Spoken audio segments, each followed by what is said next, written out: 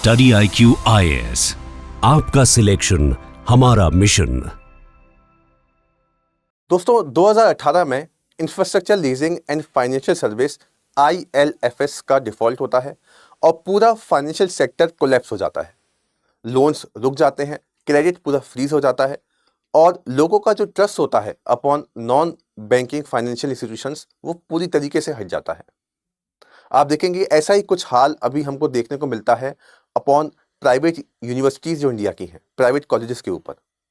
Private college भी loan लेते जा रहे हैं, फैंसी बिल्डिंग बनाते जा रहे हैं, लेकिन क्लासरूम में आप देखोगे नंबर ऑफ स्टूडेंट काफ़ी कम है, एजुकेशन का स्टेटस काफ़ी कम है, टीचर्स नहीं हैं और इतने सारे रेगुलेशंस हैं लेकिन वो सिर्फ नाम के हैं।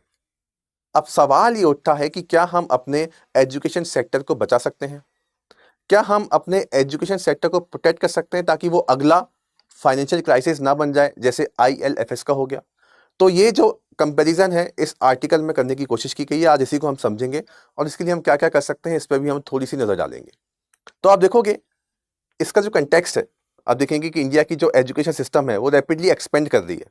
करीब 400 प्राइवेट यूनिवर्सिटीज़ आपको देखने को मिलेंगी। अब आप देखोगे कि इंडिया के अंदर जनरली फोकस जो होता है that is upon the primary education. सरकार उनके लिए ज़्यादा स्कीम बनाती है। जो हायर एजुकेशन होती है, जो कॉलेजेस होती हैं, उन पर हम इतना ध्यान दे नहीं पाते और उन पर ध्यान देना बहुत इंपॉर्टेंट है। यही इस आर्टिकल के अंदर बताया हुआ है। आप देखोगे इस आर्टिकल में जो कनेक्शन है आप कर सकते हैं एजुकेशन सेक्टर जो हमारे पेपर 2 में कनेक्ट होगा, क्या क्या इश्यूज हैं। डेफिनेटली इकोनॉमिक वनरेबिलिटीज भी आप डिस्कस कर सकते हैं क्योंकि ये कोलैप्स इसको कंपेयर किया गया है जो बैंकिंग में कोलैप्स आया था बैंकिंग सेक्टर के अंदर। एथिक्स से भी हम कनेक्ट कर सकते हैं क्योंकि बच्चों के अधिकार, स्टूडेंट राइट्स की यहाँ पे बात आती है। एक इंस्टीट्यूशन को प्रॉपर इंटीग्रिटी को मेंटेन करते हुए काम करना होता है, उसकी भी हम बातों को डिस्कस करेंगे। तो आप देखोगे ये जो आर्टिकल पब्लिश हुआ है अभी, वहां पर है are private universities the next NBFC crisis. India can no longer afford to treat education as a speculative venture. The need for student centric regulation, rigorous financial transparency and operational accountability has never been more urgent. तो इस issue को हमें discuss करना है कि क्या क्या इसके अंदर हाईलाइट हम कर सकते हैं और क्या क्या प्रोविजंस हम अपना सकते हैं इसको बेटर करने के लिए। आगे बढ़ने से पहले एक छोटा सा अनाउंसमेंट, जो हमारी सेल है आज उसकी लास्ट डेट है। आप देखोगे यहाँ पर बाय 1 गेट 2 कोर्सेज फ्री। अगर आप किसी भी एक लैंग्वेज में कोर्स लेते हैं तो दूसरी लैंग्वेज में आपको फ्री ऑफ कॉस्ट मिलेगा विद एक्स्ट्रा वैलिडिटी।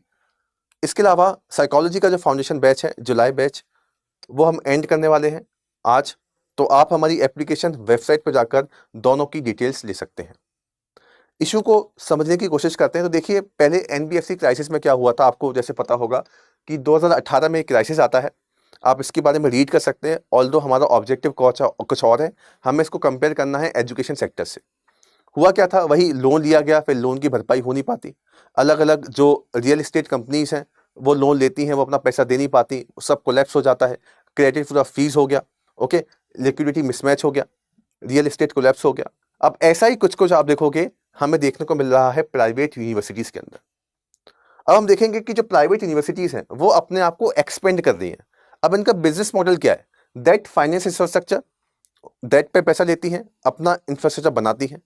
अब इंफ्रास्ट्रक्चर इन्होंने बना दिया, अब उसके लिए इन्हें बच्चों को भी मतलब लेके आना है और फीस भी इन्हें हाई रखनी पड़ेगी क्योंकि वो पैसा चुकाना भी है।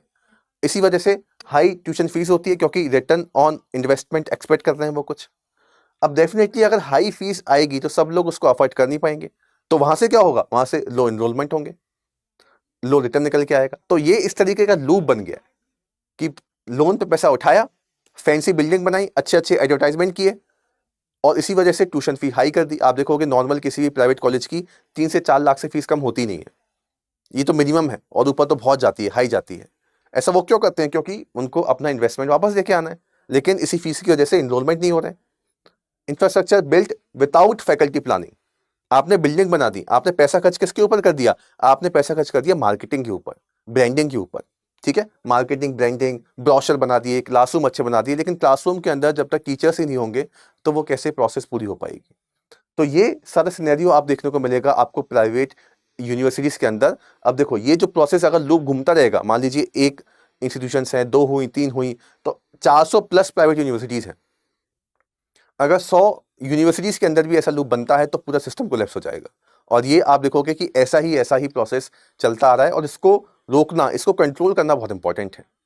तो आप देखोगे जो रेड फ्लैग हमको दिखते हैं यूनिवर्सिटी सेक्टर्स के अंदर, आप देखोगे फंडिंग सोर्स, जैसे हम इसको कंपेयर करें जो एनबीएफसी का क्राइसिस हुआ था, एनबीएफसी में क्या था, corporate bond market, short term borrowing ये कर रहे थे।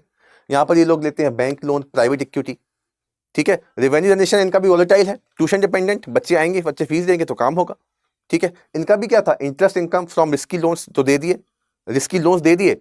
अब रिस्की लोन, अगर किसी लोन को रिस्क तरीके से दिया है तो क्या पता वो पूरा कर पाए ना कर पाए, तो इस तरीके के रिस्की लोन से इनका इंटरेस्ट आ रहा था और वो लोन इनको मिला नहीं वापस, वो सारी कंपनी डिफॉल्ट कर गई, तो पूरा कोलैप्स हो गया सिस्टम। ओवरसाइट करने के लिए कोई है ही नहीं।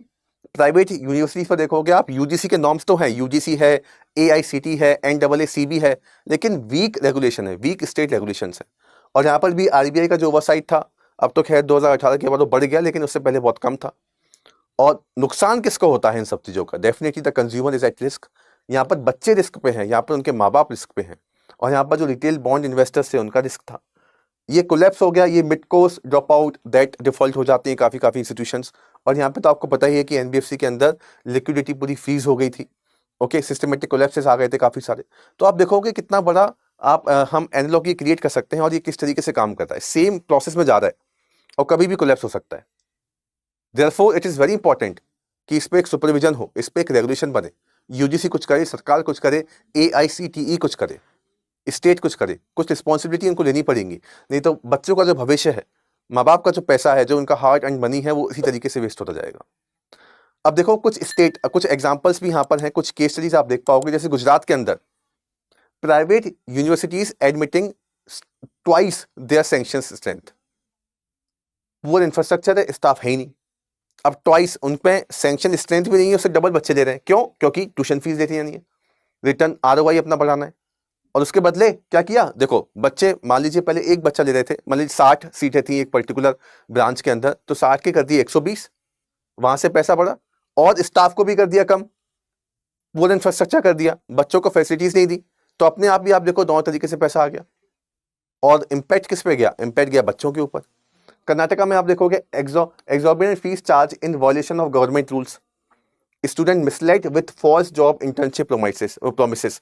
आप देखोगे टीवी के अंदर काफी सारे ऐड आते हैं कि इतने का प्लेसमेंट, इतने का प्लेसमेंट, एक रियलिटी कुछ और होती है। तो स्टूडेंट को इस तरीके से मिसलेड किया जाता है और बच्चे हो भी जाते हैं, ओके। क्योंकि आप देखोगे अगेन जो गवर्नमेंट कॉलेजेस के अंदर जो सीट होती हैं दे आर वेरी लिमिटेड, वो कुछ बच्चे ही ऑक्यूपाई कर पाएंगे, बाकी बच्चे भी तो पढ़ेंगे, वो कहाँ जाएंगे? तो उनको तो प्राइवेट यूनिवर्सिटीज के अंदर जाना पड़ेगा और उन्हीं को ही फिर मिसलेड कर दिया जाता है। पूरे पैन इंडिया में आप देखोगे तो 50% प्राइवेट कॉलेज दे फेल, जो नेशनल एक्रेडिटेशन काउंसिल होती है इसको लेकर स्टैंडर्ड्स होते हैं, उनको फेल करती है 50%। तो अगर 400 भी हैं, 200 तो उसके अंदर फेल ही है, लेकिन फिर भी वो 200 चल रही है, ठीक है। तो विदाउट डिमांड एंड सप्लाई ये पूरा का पूरा सिस्टम आप देखो कि कितना ज़्यादा मतलब डिस्टर्ब हो चुका है, और इसमें हम फंसते जा रहे हैं, जो हमारे स्टूडेंट है इससे फंसते जा रहे हैं। तो इसको समझना बहुत इंपॉर्टेंट है। ये हमारे पास कुछ स्टेट स्पेसिफिक केसेस भी हैं जिनको ध्यान में रखना बहुत इंपॉर्टेंट है। और ये सब कुछ खराब हो रहा है तो नुकसान किसका होता है? बच्चों का सबसे ज़्यादा नुकसान है। स्टूडेंट जो है वो सबसे ज़्यादा स्टेक पर है, ओके। एकेडमिक डिसकंटिन्यूटी बीच में छोड़ना पड़ता है, फाइनेंशियल लॉसेस होते हैं, लॉस ऑफ ट्रस्ट होता है, डेफिनेटली इकोनॉमी भी हमारी पूरी की पूरी डिस्टर्ब हो रही है।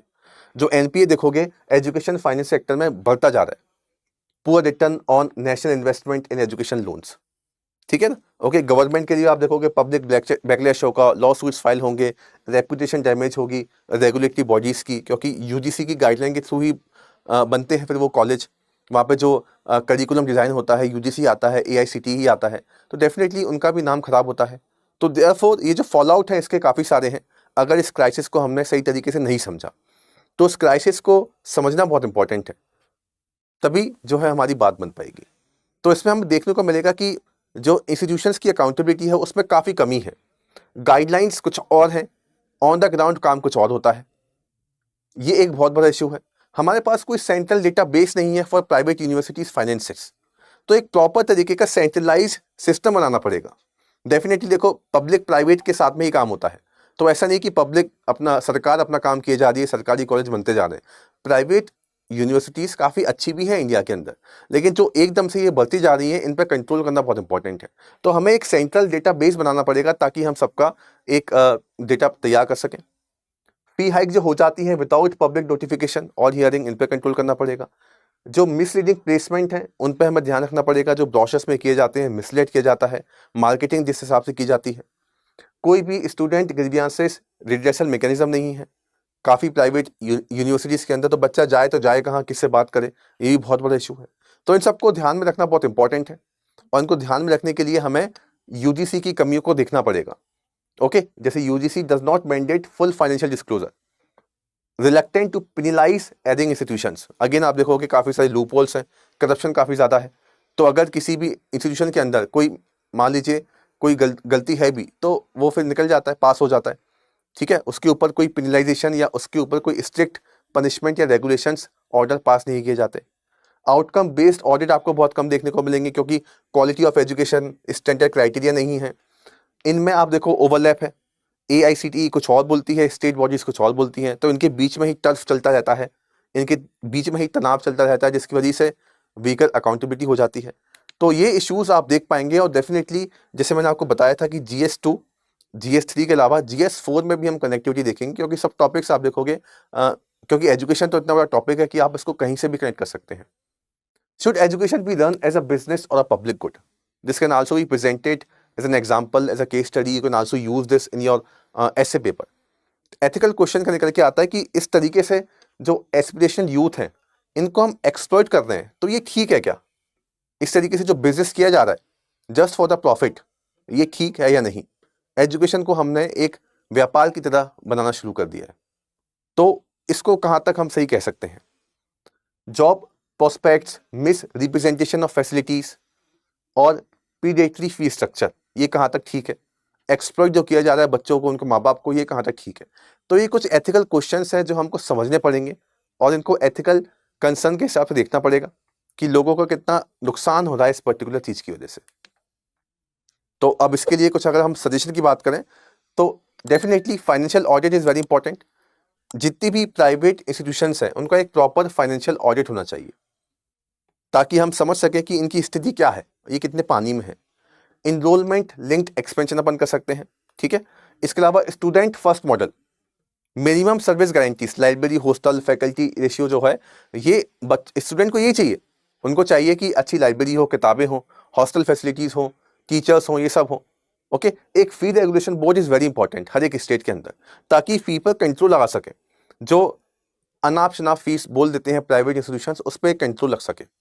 और एक प्रॉपर तरीके की एग्जिट पॉलिसी भी होनी चाहिए जो बैंकिंग में भी आपको देखने को मिलेगी कि insurance fund to support student in case of institutional closure. मान लीजिए वो इंस्टीट्यूशन ही बंद हो गई, फिर क्या होगा बच्चों का, ठीक है। तो that is also should be taken care of. तो आप देखोगे ये हमारे पास कुछ तरीके हैं जिससे हम इसको बेटर कर सकते हैं। तो प्राइवेट यूनिवर्सिटीज़ के अंदर आप देखोगे काफ़ी रिस्क है, इसकी वजह से जो NBFC सिस्टम है पूरा कोलैप्स हो रहा है, इसको समझना बहुत इंपॉर्टेंट है। एस्पिरेंट और जो फ्यूचर पॉलिसी मेकर्स हैं, we must ask, is our education sector preparing mind और मीनिंग मनी? हम क्या सिर्फ पैसे बना रहे हैं या फिर हम एजुकेशन देकर एक विद्यार्थी का भविष्य ठीक कर रहे हैं? ये सवाल हमको पूछना पड़ेगा और इसके लिए काम भी करना पड़ेगा। आई होप आपको ये टॉपिक समझ में आया होगा। आप कंपेयर कर पाएंगे कि किस तरीके से ये प्रोसेस हो रही है और ये कितने बड़े कोलैप्स की तरफ आगे बढ़ रही है। ऐसे ही और अपडेट के लिए आप हमारा टेलीग्राम चैनल भी फॉलो कर सकते हैं। Thank you very much. Study IQ IAS, आपका सिलेक्शन हमारा मिशन।